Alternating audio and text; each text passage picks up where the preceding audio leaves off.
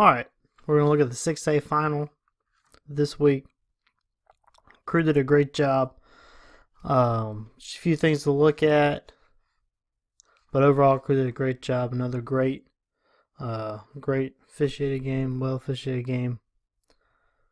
Just some things just to look at, things they did well, things we all need to improve on, or things we can all look at as we go into 2018 season.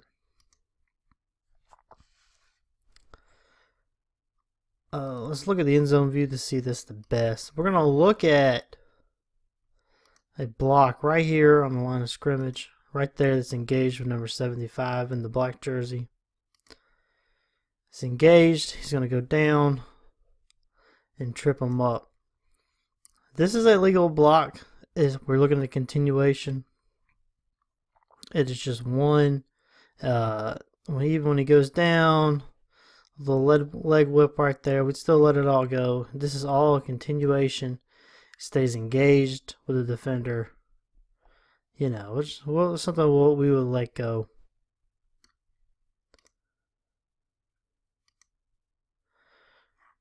Again, we look at the end zone view with a better look.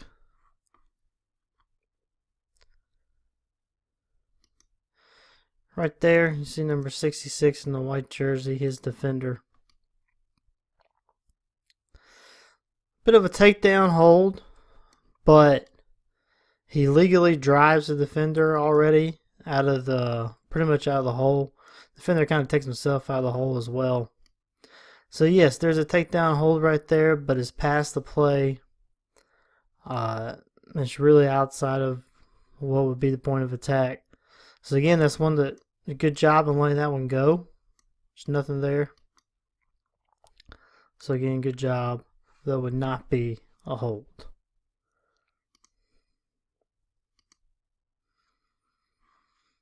In the scrimmage kick formation, you're going to have the receiver. He's going to have to run up.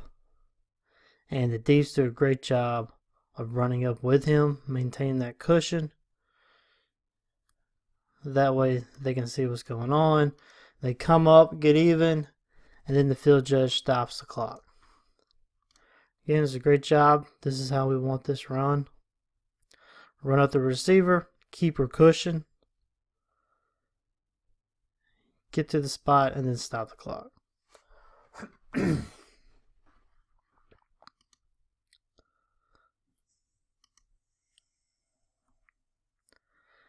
Let's take a look at the end zone view to get a better look at this one. We're going to have a run towards the sideline. It's going to be close to the sideline, but he stays in bounds, so the play continues. Good job by the wing here of keeping his concentration. You can see it's close, but he probably stays in. The wing's right there.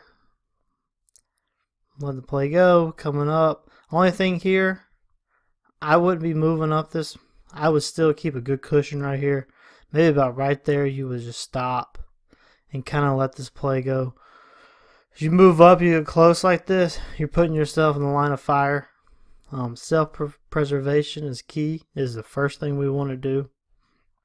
So again, I would get about right here, just kind of stop and let the play continue. Don't move up, you're putting yourself in the line of fire there.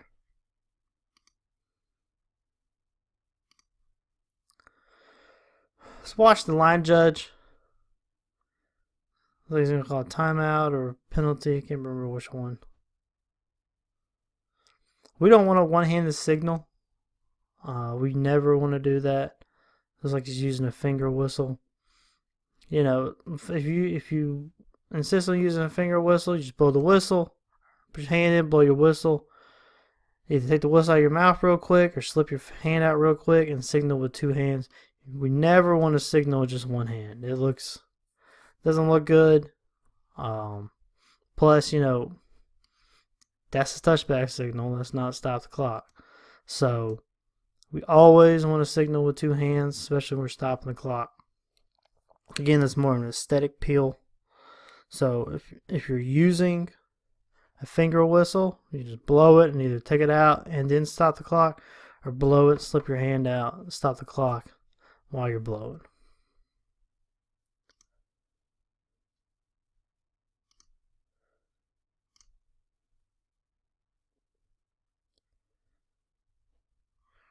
We're going to have a great use of reverse mechanics here. This is one of those where it's going to be a short interception.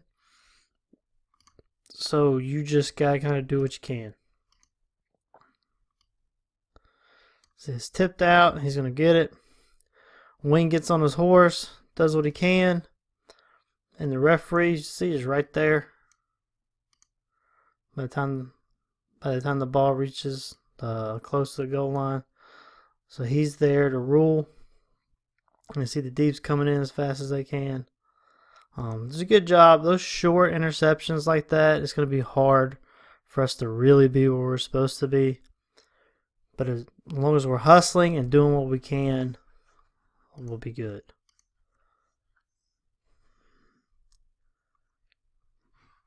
On this one, see when the interception is made, the deep's going to run up almost parallel where he is.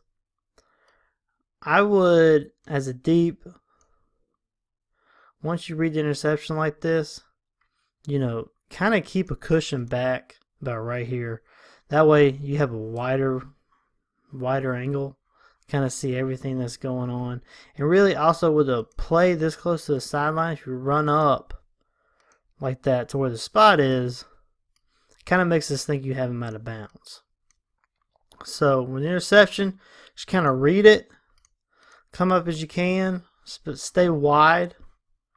That way you can see all the blocks going on, and you kind of keep a better angle. So then, see, you're gonna have to come back anyway because they tried the lateral. But just kind of stay back, keep a cushion like a wing would on a run. We don't need to be lateral to the play.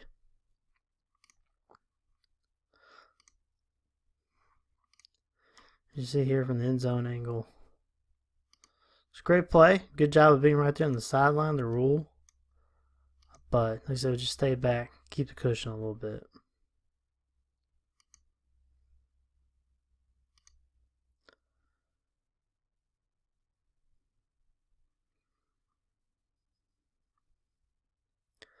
Good job here ruling on that and being quick to do so.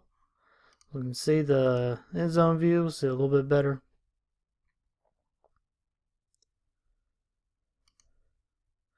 See, good concentration by the wing. See, he drops it. Good job. Deep is right there. The rule on it as well. Both are right there on the sideline where they need to be. Communicating with each other, looking at each other, communicating with each other. Good job. Here's another one. Look at the end zone view.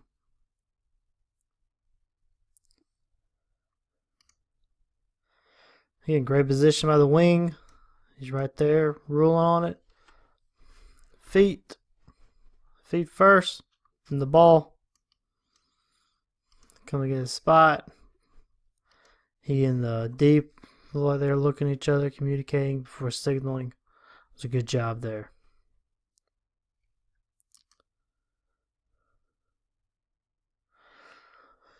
Alright, so these next 6 are going to be DPIs. Someone in the comments for the last video requested some DPI film, and we probably will do as part of our coaches video series this summer, one on DPI. We're also going to do one on intentional grounding. But here's some plays we just want to look at for DPI. This one's kind of, you know, anytime they have feet tangling, we usually let it go as incidental contact, especially if the defender is looking back. But as you know, I don't want to apply something like that to every single play.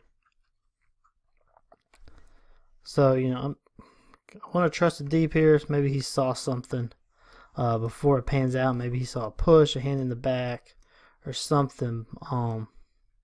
But if it were just the feet tangling alone, that's generally something we let go. Like I said, the camera doesn't really pan in time, so maybe there's something going on before that. But if you just went off the video, you know, it just always sees the feet tangling. We generally don't want to let that go. Just incidental contact. But like I said, there may have been something going on there that I didn't see.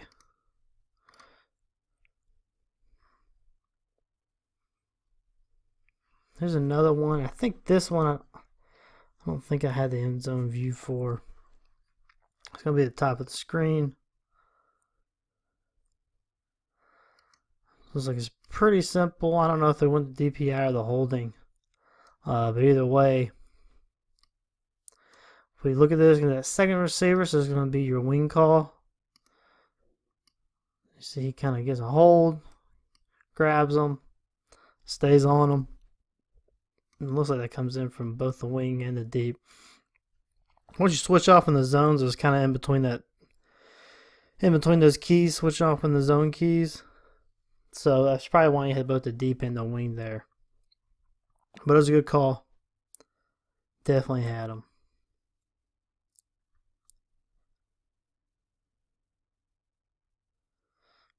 This one he just gets mauled. See if we got the end zone view.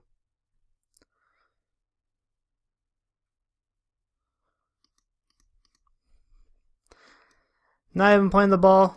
He's looking straight at the receiver, and he just brings that arm in. And early contact, not playing the ball, whichever one you want to go with there. He never even looks back. And he's just draped over him. Very easy call. Good job there.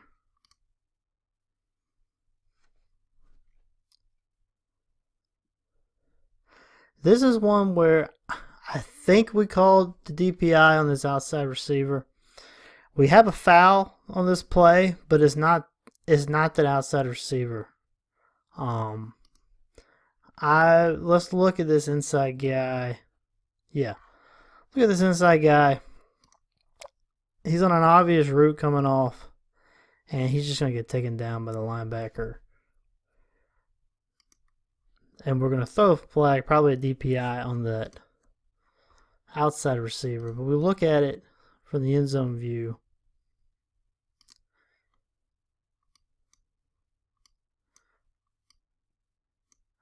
See him make contact with that DB or linebacker or whatever. This guy right here, he's just getting this holding because he's obviously going on.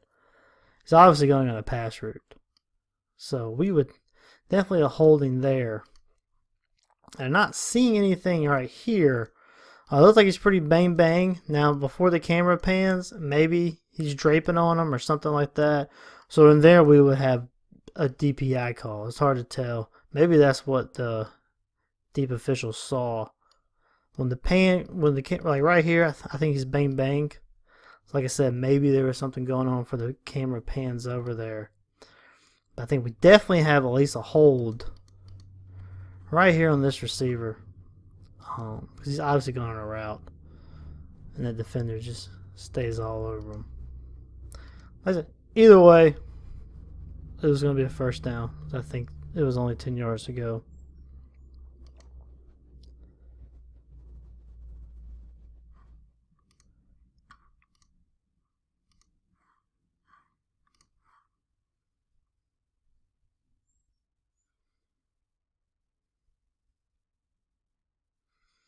Again, another easy call here.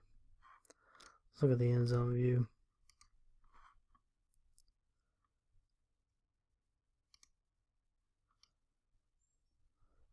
This is textbook arm bar. You can see the receiver's trying to run upfield. Defender's running next to him. He's got the arm out there, not letting him go anywhere. Textbook arm bar. Coaches right there to help you. But it looks like the wing got it. The wing can see that. Even if you're behind the receiver, you can see an arm bar. It's pretty simple. Let's see if that was outside guy or inside. Yes, inside guy, so it was wing's initial key, and then he kind of moves into the deep zone. And I think they both threw on that. But that's textbook arm bar. Good job picking it up. We don't see arm bar a lot, but that was textbook. All right. This is gonna be a obvious offsides and onside kick. You play it in full speed, you can see. And that's the kind of offsides we want on kickoffs. We want it to be where you can just see it full speed and it's obvious. We have offsides on onside kicks where we gotta like slow it down and try to freeze frame it. That's not the kind of offsides we're looking at on a kickoff. So this is a good job. I mean, it's obvious. He's over the plane. He's got a foot down. This may be a squib kick anyway, short kick. So obvious onside kick, or obvious offsides on a kick right here. It's a good job.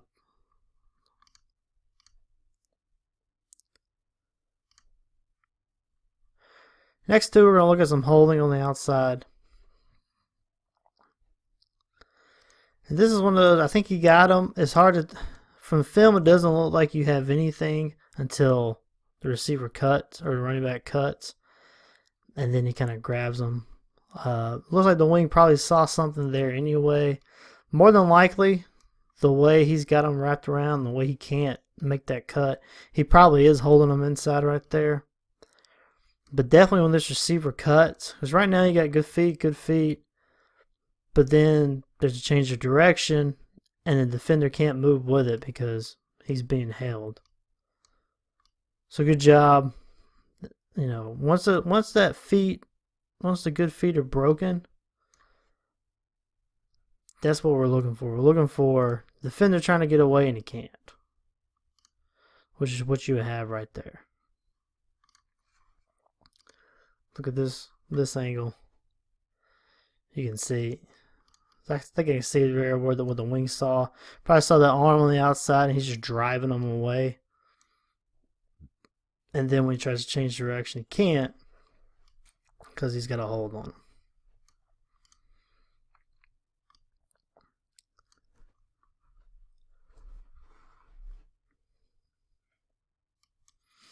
It's a good call. And you can see he's going to get up and like, what did I do? This is a good holding call. He loses that feet. His feet are no longer between the defender and the runner. And tries to make up for it. It's not much, but it knocks him out of the play illegally. I mean, he tackled him. Let's be honest. That's a takedown hold. You know, so good job by the wing there of recognizing that and throwing on it, not being fooled. Okay, so here's a play that's we've kind of been going back and forth on. Intentional grounding was called on this.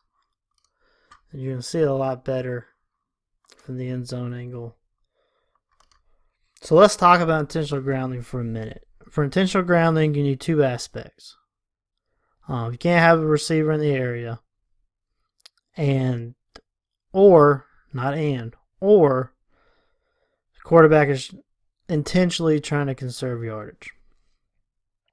Either one of those can be intentional grounding. I think that's 752, 725, something like that, D&E. But those are the two scenarios where you can have intentional grounding. Receiver not in the area or quarterback intentionally trying to get rid of the ball. And that second one is hard because we have to use judgment on intent. First one's easy. So let's look at that and keep those two in mind. So we're not going to have intentional grounding on the first one because we have a receiver. Number 22, he's an eligible receiver. Now remember, the wording of the rule is an eligible receiver just has to be in the area. They don't have to be in position to catch it. They don't have to be looking at the quarterback. They just have to be in the area. So 22 meets that. He's right there. So the second provision, or the second scenario where you can have intentional grounding, is a quarterback intentionally trying to conserve yardage. And that's where judgment comes in.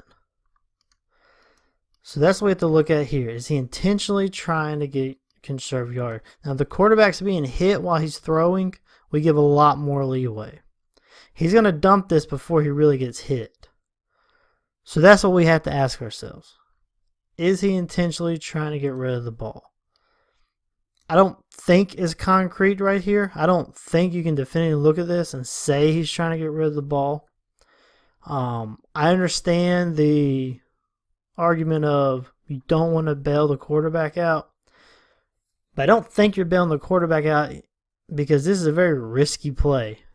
Because you got two guys with black jerseys who are in pretty good position to catch this. Even when he throws it right in between those two black jerseys. So either one of them could have picked this off. So it's a very dangerous play on this quarterback anyway. As far as it's risky for him to throw this.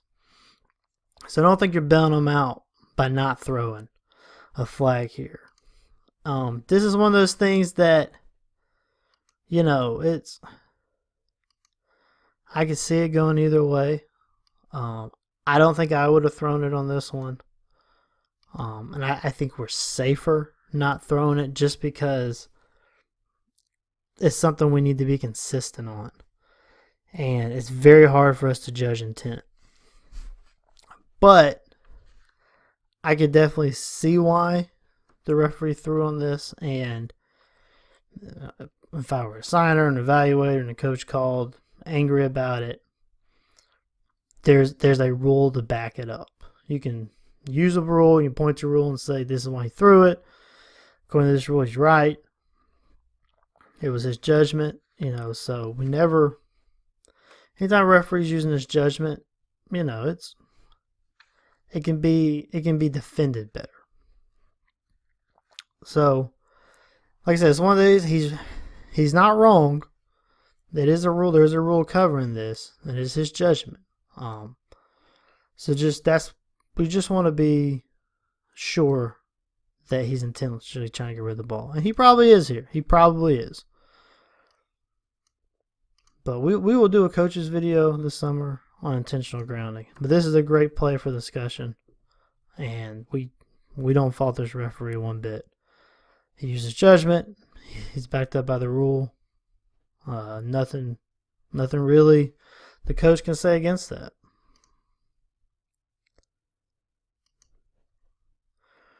We released a video earlier this year about deeps on the end line, deeps on the goal line. Here's a couple of plays where the deeps do a good job of covering the goal line that they're supposed to. Remember, we want to hold the goal line until the end line is threatened. And here, side judge stays on the goal line the whole time because the end line is not threatened yet. There he is, and he stays on the goal line, and he moves into a position where he can accurately rule on this. It's a great position here. He gets a position where he can see the sideline, he can see the players, and he can still see the end line from there. So, he's not out of position at all. It's a great job. Stayed stationary, stayed on the goal line. Good job by this side judge. A good job by the field judge on this play of staying on the goal line. Play about halfway in the end zone. You can see the field judge stays on the goal line because that is the line that's threatened. He does a good job staying on it, not moving off, and ruling on the play. Good crisp signal. Good job all around.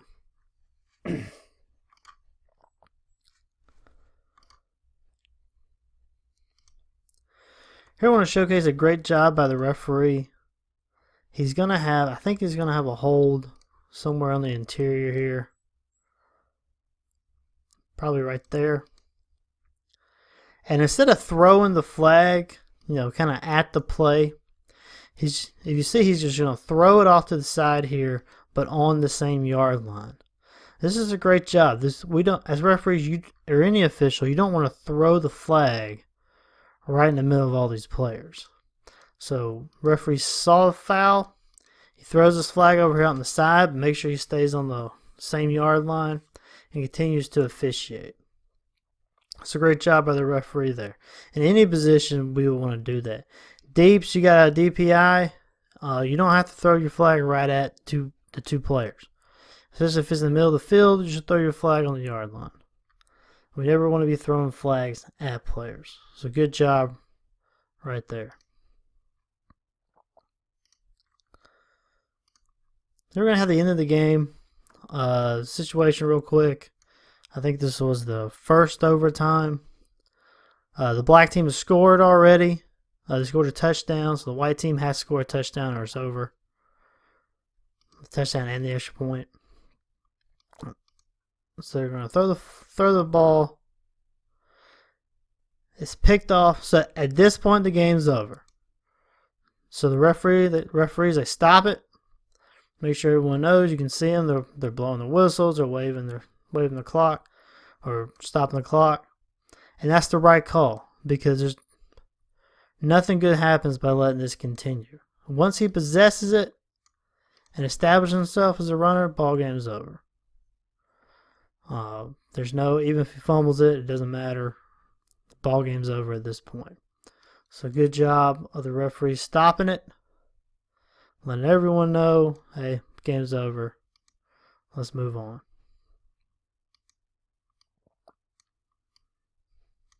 So good job there. All right, as I said, it was a great job by that crew all around. And it was a great game. So that's 2 or 3 weeks in a row, we've seen some great officiating crews in the state finals. Every crew as a whole did a great job. Next video will be the 7A final. May have a coach's video in between there on intentional grounding or pass interference. So just be on the lookout, subscribe to the channel if you haven't, and you'll get notifications. Alright, see you next time.